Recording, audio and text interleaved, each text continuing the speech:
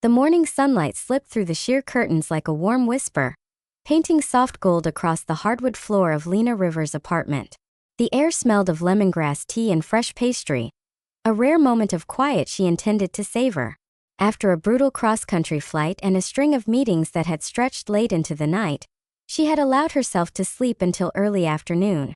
Now, wrapped in an oversized cardigan and still barefoot, she curled her fingers around her favorite mint green mug. With each sip of tea, the tension in her shoulders slowly melted. Today, finally, was supposed to belong only to her. Her latest landscape design, a sprawling contemporary botanical sanctuary, was nearly finished. All she needed was one uninterrupted day to polish the last details before submitting it on Friday. That proposal wasn't just another assignment. It was her shot at joining the city's most prestigious design initiative, the opportunity she worked toward for years. She reached for her laptop on the kitchen table, humming to herself. The moment the lid lifted, she envisioned the world she had built inside it. Flowing streams, sculpted stone, winding footpaths, and plant palettes she had spent months curating. She felt a small thrill flutter in her chest. Today she would make it shine.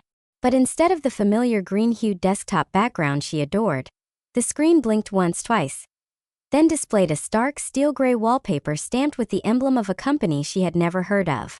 Lena froze. Instead of design sketches, open spreadsheets filled the screen. Dense grids of numbers, charts, financial forecasts, and obscure acronyms she didn't recognize. Her breath caught in her throat. "What is this?" she whispered. She navigated the trackpad again, hoping she had opened something accidentally. But the more she clicked, the clearer it became. This wasn't her laptop.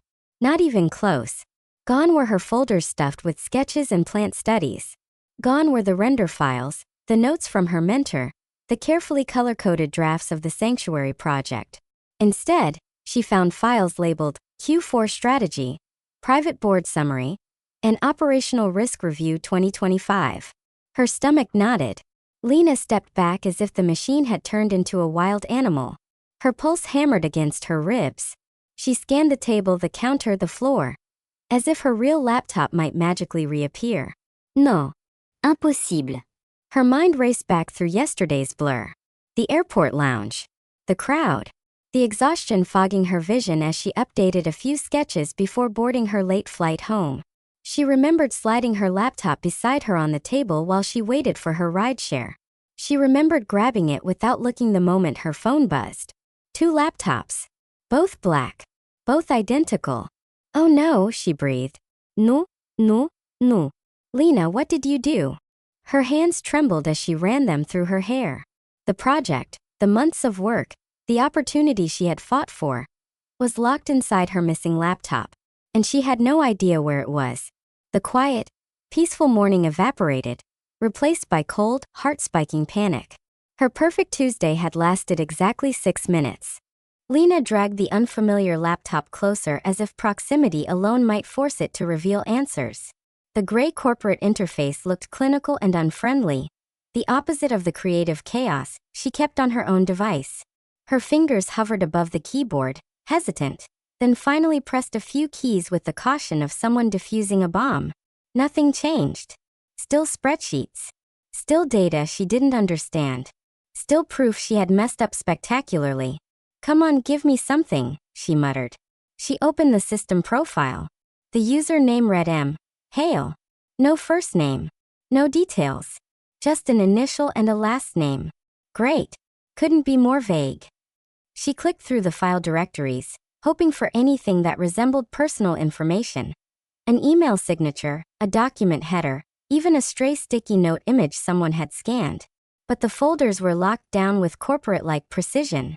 She stumbled across presentations filled with complex diagrams and intimidating legal language, each one stamped with the logo of Hale Industries, a tech conglomerate she had only heard of in passing. Her stomach sank. She hadn't swapped laptops with a tourist or a student or a distracted parent. She had swapped laptops with someone powerful. And that meant her laptop, including her proposals, drafts, sketches, and the only fully updated version of her project, was in the hands of a stranger with every reason not to trust her. She forced herself to inhale slowly. Panicking wouldn't help. She needed a name, a number, anything that could lead her to the owner. She searched the desktop again, this time noticing a small folder tucked between massive corporate charts. Personal. Her breath hitched. Lena clicked it open. Inside were only a few random notes, shopping reminders, a photo of a bonsai tree, and one text file labeled contacts. She opened it with trembling fingers. A short list of numbers appeared. Most were labeled with initials, but one stood out clearly. Office Reception Desk. 555-0197. The corporate number. Everything inside her urged caution, but desperation won out. She grabbed her phone and dialed. The line clicked. A monotone voice answered, crisp and mechanical. Good afternoon, Hale Industries reception. How may I direct your call? Hi. Hello, yes.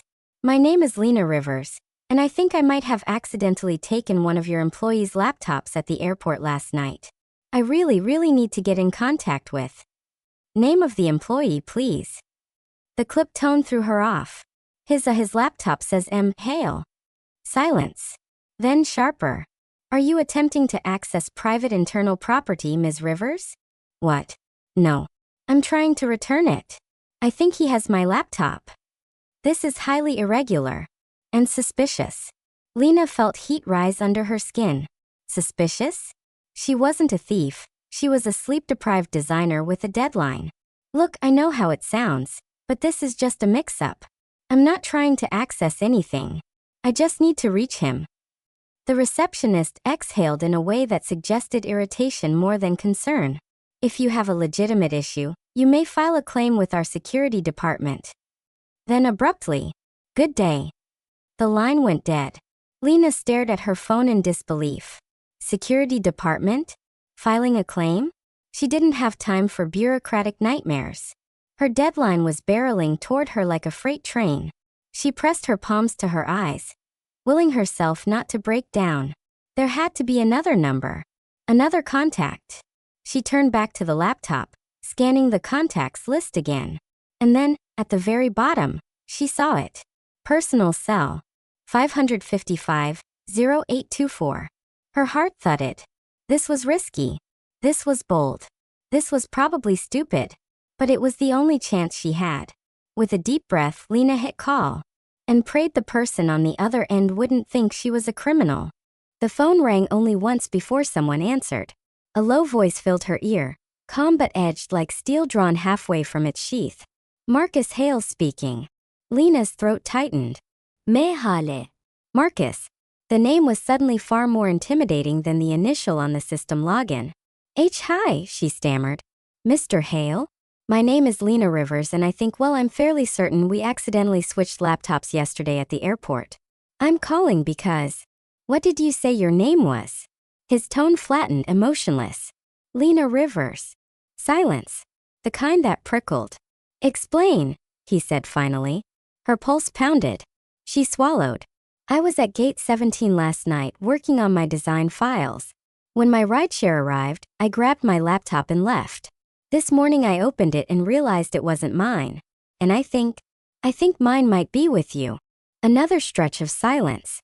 This one colder. A faint scoff crackled through the line. So this is the newest tactic now? Pretend my laptop is yours and hope I'll unlock it for you. What? No, I don't want access to your files. You expect me to believe, he interrupted, that a stranger somehow walked out of an airport with the personal device of a public company CEO? Her knees weakened. She instinctively gripped the edge of the counter. You're a CEO? She whispered before she could stop herself. I am. His voice hardened. Which means I'm not taking chances with security breaches or clumsy stories about mix-ups. If this is a probe attempt, it's remarkably sloppy. Her face flushed hot. I'm not probing anything. My entire design portfolio is on that laptop. My submission deadline is Friday. I'm not trying to break in. I'm trying to get my work back. A beat.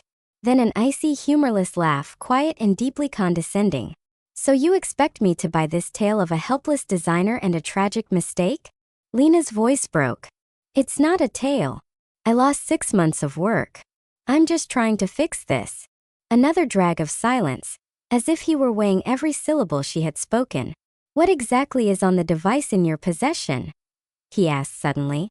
I don't know, numbers? Graphs? Strategy reports? I didn't open anything I shouldn't have. Describe it. Your desktop wallpaper is a silver geometric pattern with the Hale Industries logo. And your personal folder has maybe 4 items. And there's a note about, bonsai tree pruning. The line went dead quiet. Then she heard a sound she didn't expect. A sharp inhale. A quiet swear under his breath. Hold on, he murmured. Shuffling. A laptop lid snapping open. Keys clicking fast. Then, what in the hell? His tone changed. Not soft or never that, but shaken. You weren't lying, he said, voice low and tense. This is not my device. These are gardens, water features, planting diagrams. Those are mine, Lena said weakly. My sanctuary project. Please don't delete anything. I'm not deleting anything, he snapped, insulted. I'm trying to understand how this happened. I told you how, she whispered. It was a mistake. This is a security nightmare. He muttered, more to himself than to her. If any confidential material ended up exposed. It didn't, she said quickly. I haven't touched your files. Which only tells me what you're claiming. She squeezed her eyes shut. How could someone with such a perfect voice be so infuriating? Mr. Hale, please, she said softly. My career is on that laptop. I'm not your enemy. I just need it back. Another pause. Not hostile this time, just exhale, heavy, weary. Where are you now? He asked. At home. Stay there. The words landed like commands, not suggestions. We're ending this before it escalates. Meet me in 4 hours. City Square Fountain. On time. What? Why 4 hours? I'm in meetings, he said sharply. And I don't reschedule them for anyone. But The line cut off. He had hung up. Lena stared at her silent phone, jaw slack. Of all the people in the universe she could have accidentally swapped laptops with, it had to be a man who treated conversation like combat. She looked at the foreign laptop on her table. 4 hours. Fountain. No excuses. Her pulse thudded with dread. This was going to be something. 4 hours later, Lena stood at the edge of City Square Fountain, clutching the wrong laptop like it might explode if she loosened her grip. Water arced behind her in rhythmic bursts, catching the late afternoon light and scattering it across the plaza. People drifted past. Tourists snapping photos, office workers rushing home, couples lingering at cafe tables, but none of them looked remotely like the man she had spoken to on the phone. Sharp. Suspicious. Overly dramatic if she was being honest. She paced, unable to keep still. Every few seconds she checked her watch, then the crowd, then her watch again. She wanted this over with, not just because she needed her laptop back, but because the thought of facing Marcus Hale in person made her absurdly nervous. What if he was exactly like he sounded? Cold. Severe. Impossible. What if he demanded she sign a non-disclosure form the length of a novel? What if he accused her of something? What if he refused to give her laptop back at all? She pressed a hand to her forehead. You're spiraling, Lena. Breathe. She inhaled slowly. Exhaled. And then she saw him. He cut through the crowd like a blade. Tall and sharply put together in a charcoal suit that probably cost more than her monthly rent. His dark hair moved in the wind as he walked, but everything else about him was tightly controlled. His stride, his posture, the slight narrowing of his eyes as he spotted her. Oh no. He was worse in person. He was the kind of man who made space bend around him, part gravity, part intimidation. He stopped in front of her. Ms. Rivers. Not a greeting. A statement. Possibly a warning. Mr. Hale, she said, forcing what she hoped was a polite smile. He didn't smile back. For a moment they simply stood there. Two strangers connected by a shared disaster. He glanced down at the laptop in her arms, then at the bag she had slung over her shoulder. Is that mine? He asked. Yes. She hugged it a little tighter. And yours. He tapped the slim messenger bag at his side. Here. Relief swelled in her chest faster than she could contain it. Oh, thank God. She nearly sagged with it. But Marcus was studying her. Not critically, analytically. assessing her like she was one of those spreadsheets on his desktop. You said your work is on this, he said, nodding toward her device. The Garden Sanctuary project. Yes. And it matters to you. It's everything, she admitted, her voice softening. It's my shot at getting into a public design initiative I've been working toward for years. Marcus absorbed that without comment, the line of his mouth unreadable. Then he extended his laptop toward her. Take it. Lena slipped her hand around the cool metal frame and froze when his fingers brushed hers. Not because it was a spark, not because it was some electric moment, but because he was looking at her. Really looking. Before you go, he said slowly, there's something you should understand. Her heart tightened. What? I don't like loose ends. His voice was steady, unwavering. This exchange doesn't erase the fact that my personal device was unaccounted for nearly 20 hours. That has consequences. Her breath stumbled. I didn't mean. I know, he interjected. She blinked at him. You know. He exhaled, gaze dropping briefly. A crack in the armor. Barely visible, but there. I saw your files, he admitted. Not the contents. Just the titles. The organization. The precision. You don't strike me as careless. The compliment, if it was one, struck her off balance. Oh, she whispered. But, he continued, my security team is already asking questions, and I don't intend to let this turn into an investigation involving you. She swallowed hard. Thank you, she said. Really? I'm not doing it for you, he replied, voice snapping back to something colder. I'm doing it because I need this mess contained. Of course he was. Still, she wasn't ungrateful. He shifted his weight, glancing around the plaza. You're free to go, he said. But Ms. Rivers. She looked up at him. Yes. This is not the last time we're speaking. Her pulse skipped. Why not? She asked, careful. Because, he said, eyes glinting with something she couldn't decipher. I want to know exactly how a designer with zero connection to my company ended up with unfiltered access to the personal laptop of Marcus Hale. That sounds like an accusation, she said, lifting her chin. That, he replied, sounds like a fact. He turned to leave, but then he paused, only for a second, and added without looking back. And I intend to get answers. Lena clutched her reclaimed laptop to her chest as he walked away. The relief of having it back washed over her. But so did something far more unsettling. Marcus Hale wasn't finished with her. Not even close. Lena didn't move for a full 30 seconds after Marcus disappeared into the crowd. Her laptop, pressed against her chest like a lifeline. But the relief she expected to feel didn't arrive. Not the calming everything is over kind. Instead, her nerves hummed with a strange mix of exhaustion and adrenaline. And something else. Unease. She exhaled shakily. Okay. You survived that. But the words didn't convince her. The fountain roared behind her, drowning out the noise of the city. Yet she still felt Marcus's presence lingering like a cold shadow at her back. His warning echoed in her head. This is not the last time we're speaking. I intend to get answers. She let out a humorless laugh. Great. Perfect. Just what I needed. A CEO who thinks I'm some kind of security risk. She headed toward the street corner, weaving through the thinning evening crowd. Her apartment was only a 15-minute walk away, but she felt drained enough to sleep right there on a bench. Halfway down the block, her phone buzzed. She nearly dropped her laptop.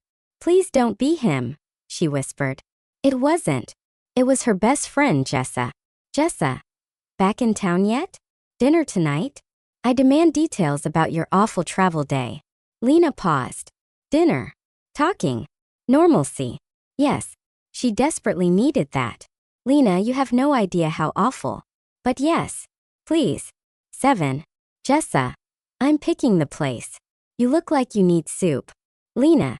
You can see me? Jessa. I can feel when you need soup. A small smile tugged at Lena's lips. Her heart slowed. Tonight she could reset. Tomorrow she would assess the damage to her schedule and get back to work. And Marcus Hale?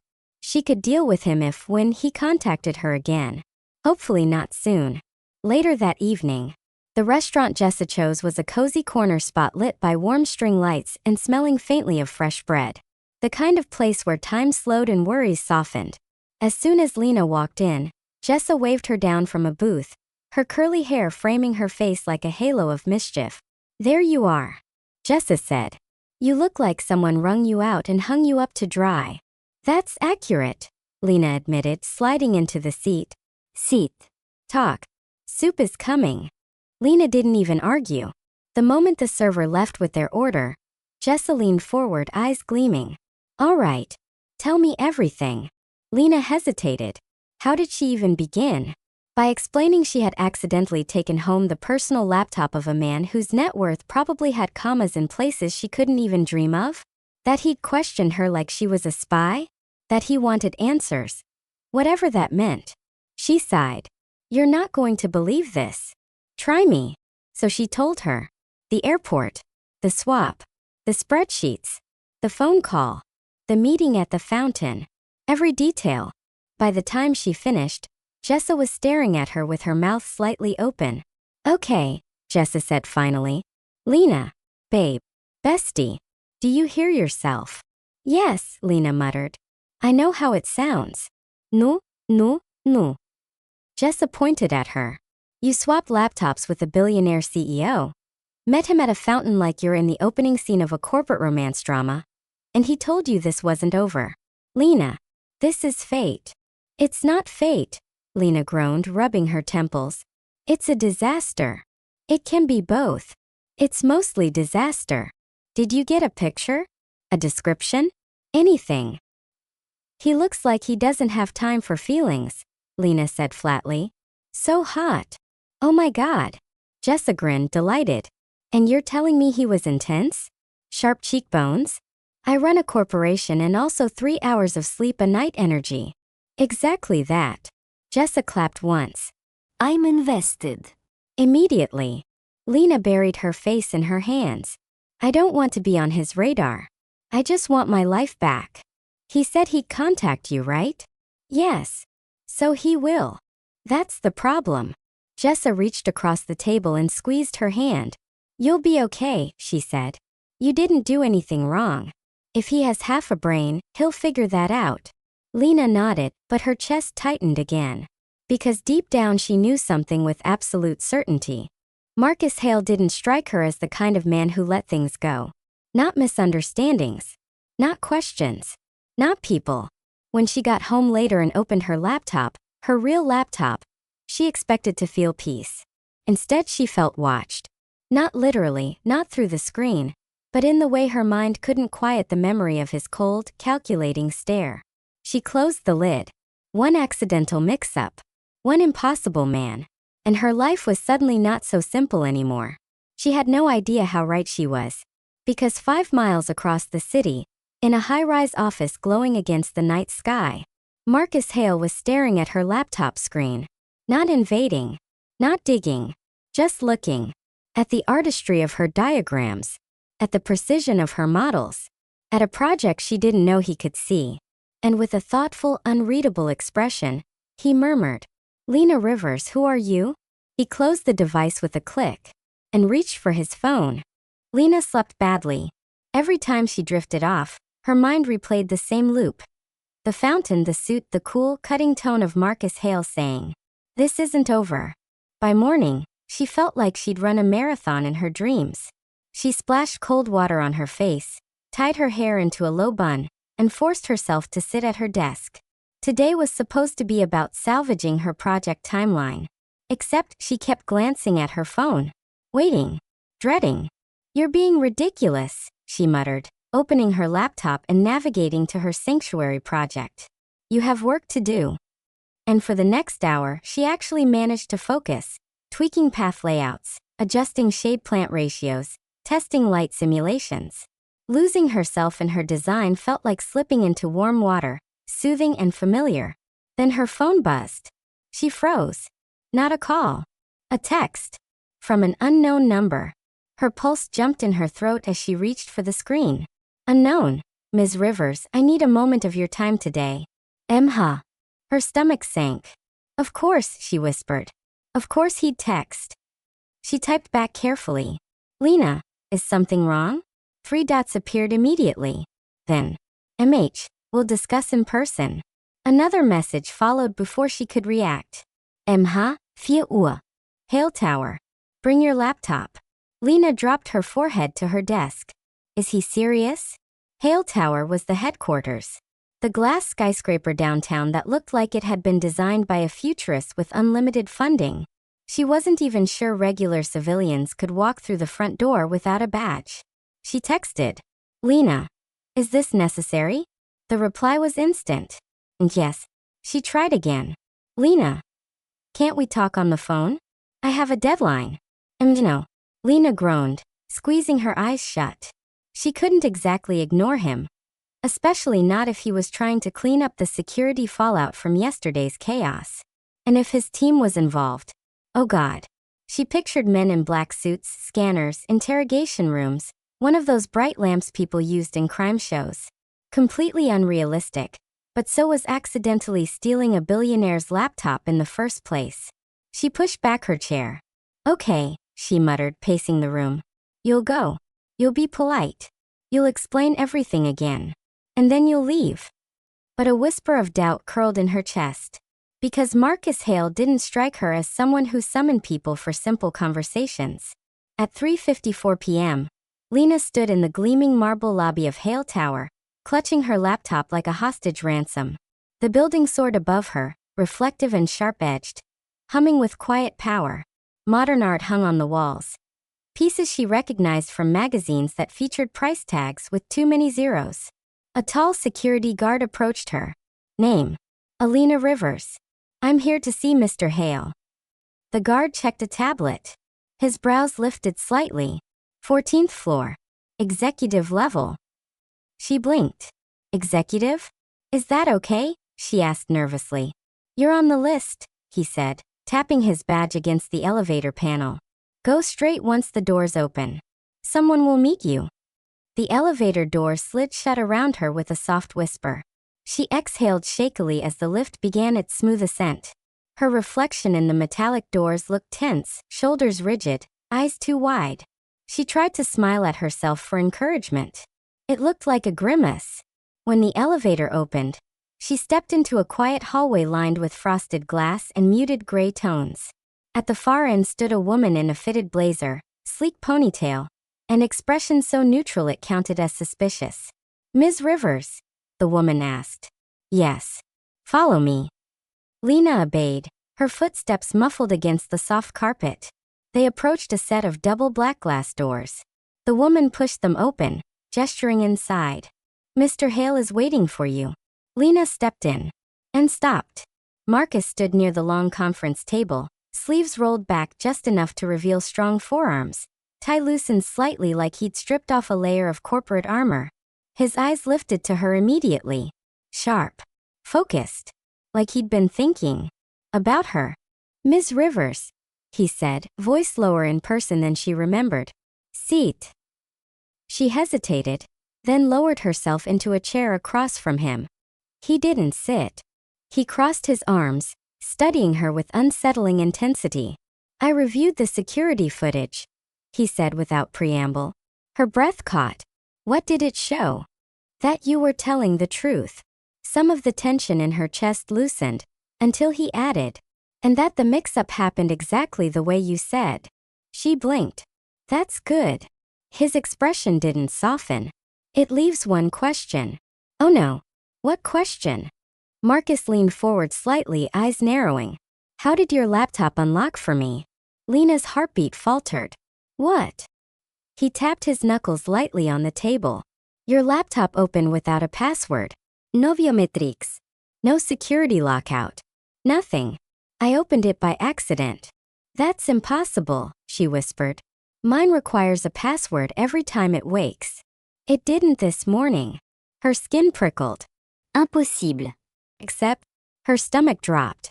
Yesterday she had been working in the airport lounge. She'd closed the lid only briefly when her rideshare arrived. She must have. Oh God, she whispered. I didn't shut it down. I just put it to sleep. Marcus's expression remained unchanged. Exactly. Mortification washed over her. I wasn't trying to give anyone access. I was tired and I grabbed the wrong device and he held up a hand. I'm not accusing you. She stopped mid-ramble. You're not. He exhaled slowly like this entire situation was one long headache. No, he said quietly. But your lapse meant I could open your laptop. And that means someone else could have too. Her stomach nodded. Oh. He studied her reaction, really studied it, and something faint flickered across his face. Not softness. Not sympathy. Recognition. You care about your work, he said. Enough that the idea of losing it terrifies you. She nodded, unable to speak around the tightness in her throat. Then unexpectedly Marcus sat right across from her. Not towering. Not intimidating from above. Eye to eye. Ms. Rivers, he said, voice low. You and I both had our data exposed. The difference is, I have an entire team to contain the damage. She swallowed. I don't, she whispered. No, he agreed. You don't. He paused, then added more quietly. But now you have me. Her breath hitched. What does that mean? Marcus steepled his fingers. It means I'm not finished understanding how this happened. And I'm not finished with you. She attempted a steady inhale. Failed. You don't even know me. I know enough to see this isn't simply a coincidence. Her pulse stuttered. What are you suggesting? He held her gaze. Something about you, he said, doesn't add up. The room felt suddenly too small, too quiet, too charged. Lena forced her voice out. So what do you want from me? Marcus's answer came without hesitation. The truth, he said. All of it. He leaned back, eyes never leaving hers. And until I have it, you're not going anywhere. Lena's pulse thudded so hard she felt it in the tips of her fingers. You can't say things like that, she managed, gripping the edge of her chair. I am allowed to leave. I'm not, you're not detaining me. Marcus didn't flinch. I'm stating a reality, he said calmly. Not a threat. It sounds like a threat. It isn't. It's an acknowledgement that walking out of here without clarifying everything would be irresponsible. For both of us. She stared at him. You're unbelievable, she whispered. He blinked once. No reaction. No irritation. No amusement. Just focus. The kind that made her feel like a variable he planned to solve. Marcus leaned his elbows on the table. Let me be clear, Ms. Rivers. Yesterday you were a stranger. Today, you are someone who walked through my building with unrestricted access because of a security mix-up involving me. That alone puts you under scrutiny. And the more I dug, she echoed, alarmed. He continued without pause. The more I'm convinced that the circumstances around this mix-up are unusual. Unusual how? She demanded. He tapped his fingertips together. You had the last seat upgrade on Flight 209. That upgrade was originally held for a Hale Industries traveler. Then it was released at the last minute and reassigned to you. Her jaw fell open. How do you even know that? I checked, he said simply. You checked my flight record? Yes. Why? Because, he said. I needed to know if this was accidental or engineered. She gaped at him. Who would engineer a laptop swap between us? I don't know yet. Her breath hitched. And you think I'm involved? His eyes softened by a fraction, just enough to unsettle her more. I think you're smart, he said. Detail-oriented. Organized. Driven. And I think people like that don't make careless mistakes unless they're exhausted. Or unless someone wants them overwhelmed. She blinked. That's absurd. Is it? Yes, she insisted. I'm a landscape designer. Not a corporate spy. Exactly. She blinked again. Exactly. You have no motive, he said. No connection to my company. No history of suspicious behavior. Which is why the entire thing smells like a setup. A cold rush went down her spine. You're scaring me. Good, he said without apology. You should take this seriously. She stared down at her hands, twisting them together. What are you asking me to do? Marcus slid a thin folder across the table. It was sleek black, stamped with the Hale Industries emblem. Inside were several crisp documents. She didn't touch it. What is this? she asked carefully. A non-disclosure agreement, for your protection as much as mine, he said. Acknowledgement that you were involved in a security incident, and that you're cooperating with internal review. Internal review? She repeated. Of what? I told the truth. I know. He said it with unsettling certainty. But someone else won't believe it until we document everything. Her heart raced. Do I have a choice? She whispered. Yes. He folded his hands. You can walk away. I can't force you to sign anything. She exhaled shakily. But, he continued, if you walk away, my legal department will pursue a formal inquiry. And they will be considerably less patient than I am. She froze. Marcus's voice dropped to something low and uncharacteristically gentle. I'm giving you an easier option, Miss Rivers. Not a trap. She looked down at the folder again. She didn't want to sign it. She didn't want to be part of this. She wanted her life back. Her work, her quiet mornings, her deadlines. But she also knew Marcus Hale was the kind of man who didn't bluff. If he said his legal team would make this painful, they would. Her hands trembled as she opened the folder. Fine, she said quietly. I'll sign. But I want one thing in return. Marcus tilted his head. Name it. I want to be left alone after this, she said, lifting her chin. No more calls. No more meetings. No more messages. This ends here. For the first time since she'd met him, Marcus looked conflicted. He studied her for a long, intense moment. Then he leaned back, exhaling through his nose. I can agree to that, he said slowly. Her shoulders sagged in relief, until he added, if this turns out to be exactly what it looks like. Her stomach clenched. And if it's not? His gaze held hers unblinking. Then, he said quietly, you and I will be working together for a lot longer than either of us expected. She swallowed hard. Her signature felt like it weighed 1,000 pounds as she scribbled it onto the final page. Marcus closed the folder gently, not triumphantly, not with satisfaction, but with a kind of grim purpose. As if this was only step one of something he didn't yet fully understand. He stood. I'll walk you out. No, she said quickly, rising. I can find my way. Marcus paused, then nodded once. Very well. She turned toward the door, but before she reached it, his voice followed her. Ms. Rivers. She stopped. Don't panic, he said. It would have been comforting if his next words weren't. And don't go anywhere alone after tonight. She spun around. What? Why? His expression was unreadable. We have a problem, he said quietly. Her pulse thudded painfully. What kind of problem? He hesitated. A flicker of hesitation she had never expected to see in him. Then he said, the kind that starts with a laptop and doesn't end there. The airport at night felt like a different world. Quieter, emptier, yet somehow more sinister. Rows of darkened check-in counters stood like silent sentries, and the glossy tiled floors reflected shards of cold overhead light. Lena and Marcus walked shoulder to shoulder through the vast hall, though they didn't speak. Each step echoed like a ticking clock. Marcus kept scanning the floors, jaw tight. Lena kept stealing glances at him, trying to read the tension in his expression. This wasn't just about a flash drive. Whatever he'd refused to tell her back in his office, it weighed on him. And now it was crawling under her skin too. Let's start where we split yesterday, Marcus said quietly as they turned down a corridor. You went toward gate 14. I went to the cafe. Lena nodded, trying to mentally replay each moment.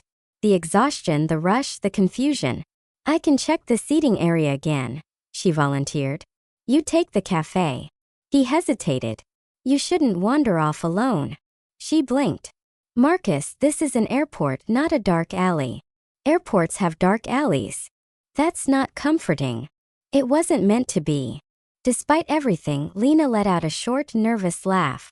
Surprised them both. His expression softened, almost imperceptibly. Stay close, he said finally, lowering his voice. She opened her mouth to protest, but the look in his eyes stopped her. Not controlling. Not dismissive. Protective. It was disarming in ways she couldn't begin to unpack. The search. They moved methodically, checking every corner, every gap, every chair leg. Servers were stacking chairs. Cleaners pushed carts across the polished floor. A distant announcement echoed through empty halls. Lena crouched near a row of seats. "I still can't believe this is happening," she murmured. "All this over a flash drive." Marcus's voice came from behind her, low and strained. "Not just a flash drive." She turned to look at him. There it was again. That shadow crossing his face. "Marcus," she said softly. "Whatever's on it, is it dangerous?" He didn't answer immediately. His silence told her more than words could. He was hiding something. Not from her specifically. From everyone. She walked closer. "You can trust me," she said. He met her gaze. Something flickered in his eyes. Fear? Guilt? Relief? "We'll talk," he said quietly. "When we find it." She nodded. But inside, unease curled tight in her stomach. A glimmer. After nearly 30 minutes, Lena stopped. A faint metallic glint caught her eye beneath a vending machine. Her pulse spiked. "Hold on," she whispered. Marcus stiffened. "What is it?" She dropped to her knees, laying flat on the floor to peer underneath. There. Something small. Black. Rectangular. Just out of reach. Her heart hammered. Marcus. But he was already kneeling beside her. Sleeves rolled up, reaching an arm under the machine with a determined edge bordering on frantic. "Don't move," he muttered. "I wasn't planning on it," she hissed, face inches from the cold tile. He stretched farther, shoulder pressed to the floor, fingers brushing the object. Then, "I've got it." He pulled his arm back, closing his fist. They both sat up quickly. Marcus slowly opened his hand. There, resting in his palm, was a small black flash drive with a silver stripe. The breath left Lena's lungs. "That's it?" she asked. His voice came out rough, almost reverent. "That's it." For a moment, neither of them spoke. Then the air shifted. Radically. The tension that had pulsed between them for hours loosened, dissolving into something lighter, warmer. Marcus exhaled, shoulders dropping, and an unguarded smile broke across his face. Not a smirk. Not a condescending tilt of the lips. A real smile. Transformed him. "Thank you," he said, looking directly at her. "You have no idea what this means." Lena felt a rush of heat crawl up her neck. "Team effort," she mumbled. He shook his head. "I wouldn't have found it without you." The sincerity in his voice startled her. "You would've," she said. "You were determined." "No," he said quietly. "I was desperate. There's a difference." She swallowed. For the first time, she saw him not as the untouchable CEO, but as a man carrying something heavy, something lonely. He closed his fingers around the drive, then looked at her with an expression she couldn't decipher. "I owe you," he said. Her heart stumbled. "You don't," she whispered. "Ido." A silence stretched between them, charged, strange, almost delicate. Then he stood and offered her his hand. She hesitated only a second before placing her palm in his. His hand was warm, steady, grounding. "Let's get out of here," he said gently. "We've done enough damage to airport security for one evening." She laughed. A soft, breathy sound she didn't expect to make around him. They walked out together side by side. Through automatic doors. Into the cool night air. Into a moment that felt like a beginning. Marcus stopped near her car. "Before we go our separate ways," he said slowly, "I'd like to ask you something." Her heart lifted. "Yes." He looked almost shy, something she never thought she'd see. "Would you join me for a drink? Or something warm to shake this off? There's a cafe I've been wanting to try." Lena blinked. "A drink?" He cleared his throat. "Yes. With me. Tonight." The butterflies in her stomach woke up instantly. And for once she didn't overthink. "I'd like that." His answering smile was soft and unmistakably relieved. "Good," he said, opening the passenger door of her car with a quiet gentleness that made her chest flutter. "I know just the place." As she slipped inside, a single thought flared in her mind. This was no longer a story about two mismatched laptops. Something else had begun. Something she never saw coming. The cafe was small, intimate, and fragrant with the scent of roasted coffee beans and blooming orchids. Warm light pooled over the dark wooden tables, and soft jazz drifted through the air. Lena felt an almost surreal calm after the chaos of the airport, though her heart still thumped with adrenaline. Marcus led the way to a corner table, the flash drive tucked safely in his jacket pocket. He sat first, brushing off his suit, but there was a tension in his posture that didn't match the relaxed setting. "You seem calmer," Lena said, settling into the chair across from him. He offered a faint, almost wry smile. "Compared to what?" She laughed softly, shaking her head. "Compared to the last 24 hours, this counts as calm." He studied her for a moment, his gaze intense, yet not intimidating. There was a vulnerability in his eyes she hadn't expected, a crack in the corporate armor he always wore. "Lena," he said quietly, "I need to tell you something about the drive. What's on it isn't just corporate data. It's sensitive. Dangerous, even." Her stomach tightened. "Dangerous?" "Yes," he confirmed, leaning closer. "If the wrong people got it, it could ruin more than me, it could endanger anyone involved. That's why I insisted on getting it back so quickly." Her mind raced. Threats, hidden enemies, corporate espionage. And somehow she'd been right in the middle of it. "But you trusted me," she whispered, still processing. "I had to," Marcus said, his eyes holding hers with startling sincerity. "I trusted you because I saw you, the way you handle things. Your integrity. That's rare."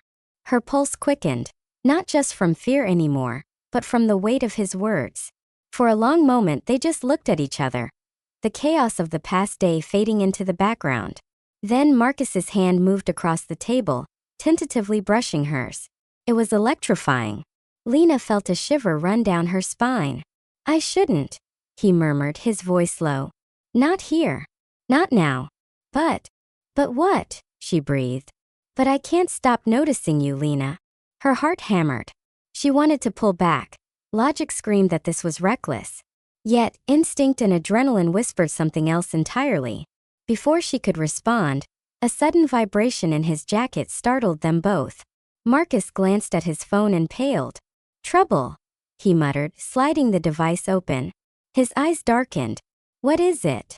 Lena asked, instinctively moving closer. "They're onto us," he said grimly. "Someone's trying to trace the drive. We need to move. Now." Her chest tightened, not just with fear but with an odd thrill. This was dangerous, thrilling, and she was right in the middle of it with him. Marcus stood swiftly, grabbing his jacket. His hand brushed hers again, this time longer, more deliberate. Lena's fingers tingled at the contact. "Stay close," he ordered, his voice sharp, commanding. Together they slipped out into the night, the city lights shimmering like a million tiny stars. The air was cool against her skin, the hum of traffic echoing around them. As they ducked into a narrow alley to avoid prying eyes, Lena found herself matching his pace effortlessly. Heart racing, adrenaline pumping, she realized something startling. She didn't want to be anywhere else but here, with him, even amidst danger. Marcus stopped for a moment, turning to face her, his expression unreadable. Then with a swift motion he pressed a finger to his lips, a warning, and whispered, "Almost there. Just a little further." Their proximity, the tension of the night, the lingering warmth from their earlier touch, it all coiled tightly between them. Lena's breath caught. Then, as if fate had its own plans, a shadow detached itself from the darkness ahead. Lena's eyes widened. "Who's that?" she whispered. Marcus's jaw tightened. "We're about to find out. Stay behind me." And just like that, the quiet thrill of the night shifted, from near romantic tension to real, immediate danger. But amidst the threat, Lena felt something she hadn't expected, a fierce certainty. Whatever happened next, she was no longer alone. Marcus's hand found hers again, gripping firmly. His voice, low and steady, reassured her. "We face it together." Lena nodded, heart pounding. Not just from fear, but from something far more intoxicating. The undeniable spark between them, lighting up the shadows of the night. The alley stretched ahead, uncertain and dark, but for the first time in hours, Lena felt a strange, thrilling clarity. Danger or not, the night had just begun, and so had something far more unpredictable. Let me know how you liked my story, and be sure to subscribe to our channel. A new story will be posted here tomorrow.